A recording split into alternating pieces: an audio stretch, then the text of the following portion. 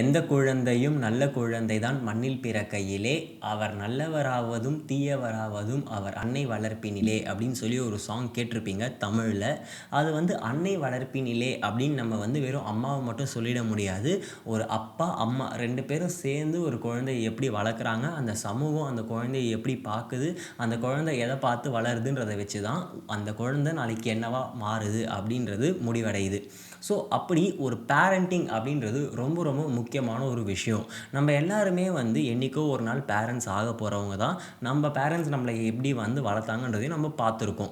நம்ம பேரண்ட்ஸ் வந்து நம்மளை வந்து பெஸ்ட்டாக வளர்த்தாங்களா, எல்லாமே வந்து கரெக்டாக பண்ணாங்களான்னு கேட்டிங்கன்னா இருந்திருக்காது.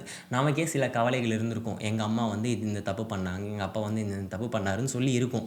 நம்ம என்ன நினைப்போம், நம்ம ஒரு 30 வயசு ஆகும்போது, நமக்கு ஒரு குழந்தை பிறக்கும்போது, நம்ம அம்மா அப்பாவாகும்போது நம்ம இந்த தப்பெல்லாம் பண்ணக்கூடாதுன்னு சொல்லி சில டூஸ் அண்ட் டோன்ட்ஸ் வந்து நமக்குள்ளேயே வந்து நம்ம சொல்லிப்போம். அப்படி சம்டைம்ஸ் நமக்கு தெரியலனா நம்ம அம்மா அப்பாங்க நம்மளை எப்படி வளர்த்தாங்களோ அதே மாதிரி தான் நம்ம பசங்களையும் வந்து நம்ம வளர்ப்போம். இதில் முக்கியமான ஒரு விஷயம் என்ன அப்படின்னு பார்த்தீங்கன்னா, என்ன பண்ணணும் என்ன பண்ணக்கூடாது அப்படின்ற ஒரு நாலேஜே யாருக்கும் இல்லை. நம்ம தாத்தாங்களுக்கோ இல்லை நம்ம அப்பாங்களுக்கோ இல்லை நமக்கோ வந்து குழந்தைய தப்பாக வளர்க்கணும் அப்படின்ற ஒரு தாட்டே கிடையாது. அவங்களுக்கு பெஸ்ட்டானதை கொடுக்கணும், அவங்க நல்லா வரணுன்ற ஒரு தாட்டில் தான் பண்ணுறோம். பட் அதை எப்படி பண்ணால் அதோட ஒரு 100% நம்மளால் கரெக்டான ஒரு அவுட்புட்டை வந்து எடுக்க முடியும் அப்படின்ற ஒரு விஷயம் வந்து அந்த ப்ராசஸ் வந்து நமக்கு சரியாக தெரியாமல் இருக்குது. நம்ம தாத்தா தப்பாக பண்ணார், அதை பார்த்து நம்ம அப்பா தப்பாக பண்ணார், அதே தப்பை நாளைக்கு நம்மளும் பண்ண போகிறோம்.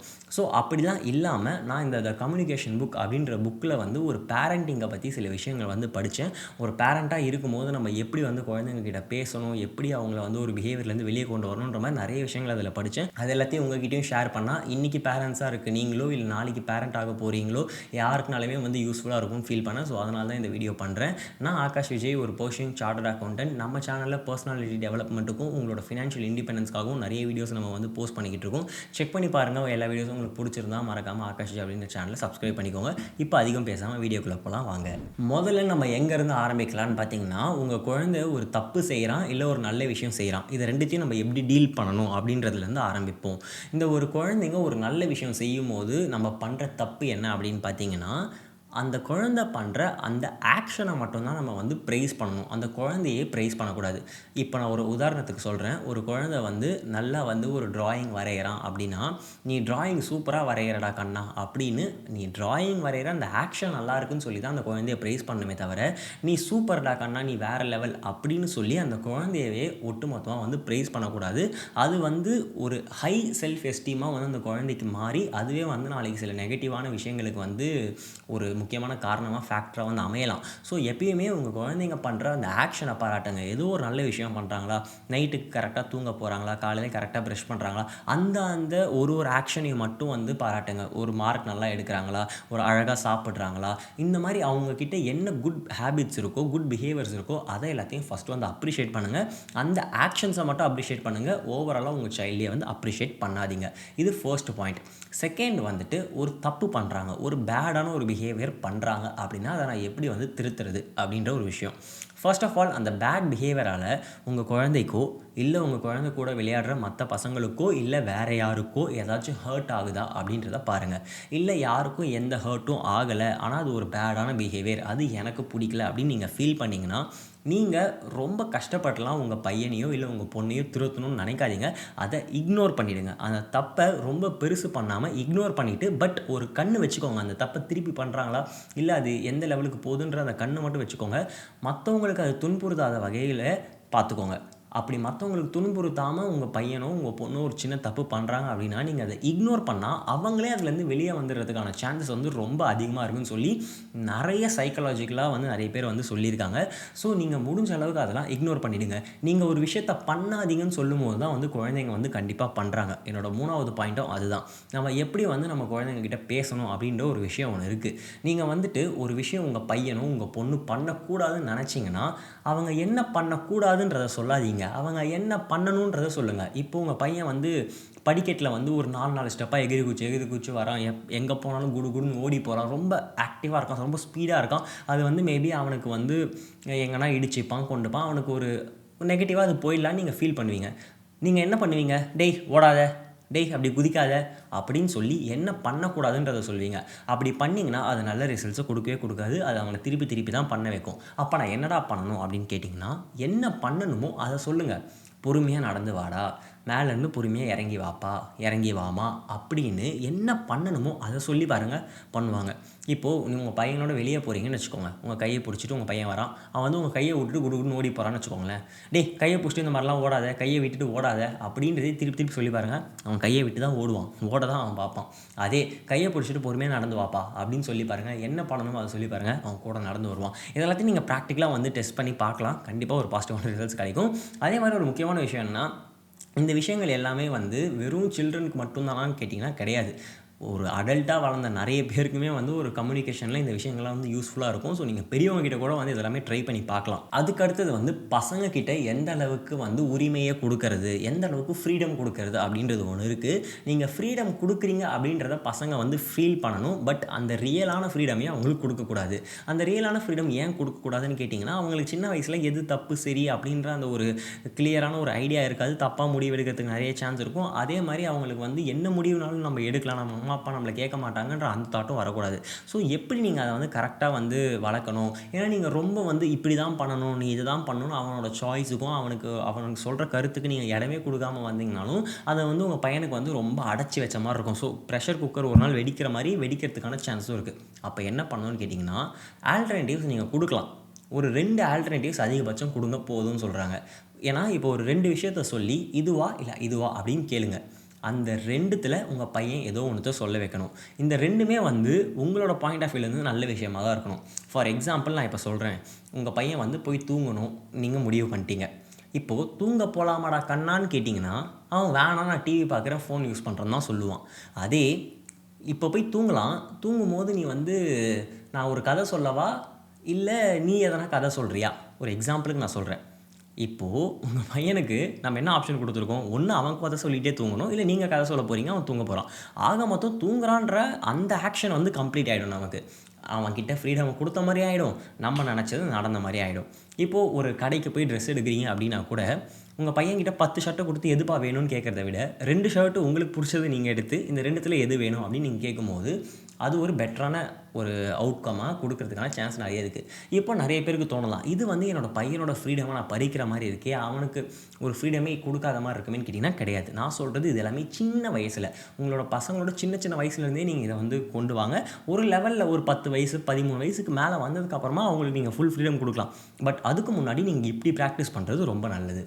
அதுக்கு அடுத்தது ஒரு ரொம்ப ரொம்ப ரொம்ப முக்கியமான ஒரு விஷயம், சூர்யா சார் கூட இது ஏதோ ஒரு படத்துலையா இல்லை ஏதோ ஒரு ஆடியோ லான்ச்சில் சொல்லியிருப்பார், உங்கள் பசங்க கெட்ட வார்த்தை பேசுகிறதில்ல, கேட்ட வார்த்தையை தான் பேசுகிறாங்கன்னு சொல்லி ஒரு டைலாக் இருக்கும். ரொம்ப ரொம்ப சூப்பரான ஒரு டைலாக். இந்த டைலாக் மூலயமா நம்ம என்ன புரிஞ்சுக்கலாம்னா, உங்கள் பசங்க பண்ணுறது எல்லாமே உங்களை பார்த்து தான் பண்ணுறாங்கன்றதுல முதல்ல நீங்கள் கிளியராக இருங்க. இப்போ நீங்கள் உங்கள் பையன்கிட்ட சத்தமாக பேசாத, எதுக்குனாலும் கத்தாத, ஸ்க்ரீம் பண்ணாத அப்படின்னு சொல்கிறீங்கன்னா, முதல்ல நீங்கள் ஒரு சண்டைன்னு வந்தால் கத்தாமல் இருக்கிறீங்களான்றதை பாருங்கள். நீங்கள் அப்படி இருந்தால் தான் உங்கள் பையன் நீங்கள் சொல்கிறத கேட்பான். உங்கள் பையன் நீங்கள் எப்படி இருக்கீங்களோ அந்த மாதிரி தான் நடந்துக்க பார்ப்பான். அது நீங்கள் நல்லவராக இருந்தாலும் சரி, கெட்டவராக இருந்தாலும் சரி. ஸோ முடிஞ்ச அளவுக்கு ஒரு நல்ல ரோல் மாடலாக வந்து இருக்க பாருங்கள். ஏன்னா உங்களை பார்த்து தான் உங்கள் பையன் நாளைக்கு வளர போகிறான்னு போது அட்லீஸ்ட் இவ்வளோ நாள் உங்களுக்கு இருந்த ஒரு கெட்ட பழக்கத்தையோ இல்லை ஒரு பேட் பிஹேவியரையோ உங்கள் பசங்களுக்காக, பையனோ பொண்ணுக்காகவோ நீங்கள் மாற்றிக்கணும்னு நினைக்கிறதுல தப்பே கிடையாது. நீங்கள் மாற்றிக்கோங்க, ஒரு நல்ல ரோல் மாடலாக இருங்க. ஏன்னா நீங்கள் பண்ணுற ஆக்ஷன்ஸை பார்த்து தான், நீங்கள் ஒரு புக்கு படிக்கிறவராக இருந்தீங்கன்னா நீங்கள் புக்கு படிக்கிறத பார்த்தே வந்து உங்கள் பையன் புக் எடுத்து படிப்பான். சரி அதில் ஏதோ இருக்குது போல விஷயம் அப்படின்னு சொல்லி எடுத்து படிப்பான். நீங்கள் உங்கள் பையன்கிட்ட போய்ட்டு புக்கு படுற நல்லதுன்னு சொன்னால் அவன் கேட்க மாட்டான். ஆனால் நீங்கள் பண்ணுறதை பார்த்து அவன் பண்ணுறதுக்கான சான்ஸ் வந்து ரொம்ப அதிகமாக இருக்குது. ஸோ இப்படி எல்லா விஷயங்களுமே இதுதான். புக்கு படிக்கிறதுன்ற ஒன்று நான் எக்ஸாம்பிளாக சொன்னேன். இந்த மாதிரி தான் வந்து நீங்கள் ப்ரஷ் பண்ணுறதுலேருந்து, குளிக்கிறதுலேருந்து, டைமுக்கு எழுந்துக்கிறதுலேருந்து எல்லாத்துலேயுமே நீங்கள் ப்ராப்பராக இருங்க. உங்களை பார்த்து உங்கள் பசங்களும் ப்ராப்பராக இருப்பாங்க. அதுக்கப்புறம் வந்து நிறைய வந்து நம்ம த்ரெட்ஸ்லாம் வந்து கொடுப்போம். நீ வந்து ஃபஸ்ட் ரேங்க் எடு, நான் உனக்கு வந்து இந்த பொருள் வாங்கித்தரேன், நீ வந்து இதில் சூப்பராக மார்க் எடு, நான் உனக்கு இதை பண்ணித்தரேன்னு சொல்லுவாங்கள்ல. அதெல்லாம் முடிஞ்ச அளவுக்கு வந்து தவிர்த்துக்கோங்க. அதெல்லாம் வந்து அந்தளவுக்கு நல்ல விஷயம் கிடையாது. இதை பண்ணால் இது கிடைக்கும்னா அவன் எதுக்காக பண்ணுறான்ற அந்த ஒரு விஷயத்தையும் அவன் மறந்துடுவான். எதை நோக்கி ஓடுறான்னு அந்த தெளிவே அவனுக்கு இருக்காது. அவன் ஃபஸ்ட் ரேங்க் எடுக்கணும்னு நீங்கள் நினைக்கிறீங்கன்னா அவன் நல்லா படிக்கணும், அந்த விஷயத்தை புரிஞ்சுக்கணும். அதுதான் அங்கே இருக்கக்கூடிய அப்ஜெக்டிவ். ஆனால் நீ சைக்கிள் வாங்கித்தரேன், நீ வந்து ஃபஸ்ட் ரேங்க் எடு நான் சைக்கிள் வாங்கித்தரேன்னா அப்போது அந்த சைக்கிள் வாங்கி தர வரைக்கும் தான் அவன் படிப்பான். நீங்கள் சைக்கிள் வாங்கி கொடுத்துட்டிங்கன்னா அப்புறம் அவன் எப்படி படிப்பான்? ஸோ நீங்கள் அப்படி யோசிங்க. நீ சைக்கிள் வாங்கணுன்னா நீ இப்போது சைக்கிளிங் வந்து ஒரு ஹெல்த்து ரிலேட்டடாக இருக்குன்னா நீ வந்து டெய்லி காலைல சீக்கிரம் எழுந்துச்சிக்கோ, இல்லை அதுக்கு ரிலேட்டடாக எதனா ஒரு விஷயம் சொல்லுங்கள். அப்போ அவன் சைக்கிளை வாங்கினதுக்கப்புறம் அதை ஃபாலோ பண்ணுற மாதிரியான ஒரு விஷயமா வந்து சொல்லுங்கள். ஸோ முடிஞ்ச அளவுக்கு வந்து நீ இதை பண்ண நான் அதை வாங்கி தரேன் அப்படின்ற மாதிரிலாம் தயவு செஞ்சு வந்து உங்கள் பசங்கக்கிட்ட வந்து பேசாதீங்க. அதை விட ரொம்ப ரொம்ப முக்கியமான ஒரு விஷயம் வந்து என்னென்னு பார்த்தீங்கன்னா, இப்போ ஒரு சைக்கிள் எக்ஸாம்பிளே வச்சுப்போமே. உங்கள் பையனுக்கு வந்து சைக்கிள் ரொம்ப பிடிக்குது. பட் அவன் ஸ்டடீஸில் கான்சன்ட்ரேட் பண்ண மாட்டான், சைக்கிளில் ரொம்ப ஆர்வமாக இருக்கான், இல்லை கேமிங்கில் ரொம்ப ஆர்வமாக இருக்கான் அப்படின்னா, நான் உன்னோட ப்ளே ஸ்டேஷனை பிடுங்கிடுவேன், உன்னோட சைக்கிளை பிடுங்கிடுவேன், உன்னோட ஃபுட்பாலை பிடுங்கிடுவேன், உன்னோட கிரிக்கெட் பேட்டை பிடுங்கிடுவேன் இப்படின்னு சொல்லி த்ரெட்ஸ் வந்து கொடுப்பாங்க. சிலர் அதை உண்மையிலேயே பிடுங்கவும் செய்வாங்க. அப்படி பிடுங்குறது என்ன பிரச்சனை அப்படின்னு பார்த்தீங்கன்னா, நீங்கள் வந்து உங்கள் பசங்கக்கிட்ட அப்படி நாங்கள் அதை அபகரிச்சிருவோம்னு சொல்கிறது தப்பு கிடையாது. அது ஒரு நல்ல விஷயம் தான். அதுக்காகவாச்சும் அவங்களுக்கு பிடிச்ச விஷயம் ஒன்று போகுதுன்றதுக்காக அவங்க வேறு ஒரு விஷயத்த பண்ணுவாங்க. ஒரு படிக்கிறதோ, இல்லை சாப்பிட்றதோ, ஒழுங்காக தூங்குறதோ, ஏதோ ஒரு விஷயத்த பண்ணுவாங்க. நல்லது தான். ஆனால் அதை நீங்கள் ரியலாக பண்ணிடாதீங்க. ரியலாக இந்த சென்ஸ் ஒரு லாங் டியூரேஷனுக்கு பண்ணிட்டீங்கன்னா அதோட எஃபெக்ட் ரொம்ப கம்மியாயிடும். இப்போ உங்கள் பையன் வந்து ஃபுட்பால் பிடிச்சிருக்கு, நீங்கள் ஃபுட்பாலை வந்து அவங்ககிட்டருந்து பிடுங்கணும்னு நினைக்கிறீங்கன்னா, ஒரு 10 மினிட்ஸ்க்கு அவங்ககிட்டருந்து வாங்கி வச்சுக்கோங்க. அந்த பயத்தை கொடுங்க. ஐயோ உண்மையிலே அது நம்மக்கிட்டேருந்து போயிடுமோன்ற அந்த ஃபியரை கொடுங்க, திருப்பி கொடுத்துருங்க. இதையே நீங்கள் 10 தடவை பண்ணாலும் அந்த எஃபெக்ட் வந்து ஸ்ட்ராங்காக இருக்கும். பட் நீங்கள் இந்த ஃபுட்பாலை வாங்கி 10 நாளாக கொடுக்காமல் விட்டிங்கன்னு வைங்களேன், அதுக்கப்புறம் அதோட எஃபெக்ட் வந்து ஒன்றுமே இருக்காது. அவனே மறந்துடுவான். அந்த ஃபுட்பால்லேருந்து அவன் அடுத்த ஹேபிட்டுக்கு போயிடுவான். ஸோ அது வந்து எஃபெக்டே இருக்காது. ஸோ குட்டி குட்டியாக பண்ணுங்கள். அதுதான் வந்து ஸ்மால் எஃபெக்ட்ஸ் இருக்கும். ஒரு 10 மினிட்ஸுக்கு நீங்கள் அவங்ககிட்டருந்து ஒரு பொருளை வாங்கினீங்கனாலே அதுவே ஒரு பயங்கர எஃபெக்ட் இருக்கும். 10 டேஸ்க்கு வச்சுக்கிறத விட. அதுதான் நான் சொல்ல ஒரு விஷயம். ஸோ அதை பார்த்துக்கோங்க. அதுக்கு அடுத்தது லாஸ்ட் பாயிண்ட் வந்து கண்டென்ட் ஓவர் ஃபார்ம் அப்படின்னு ஒன்று சொல்லுவாங்க.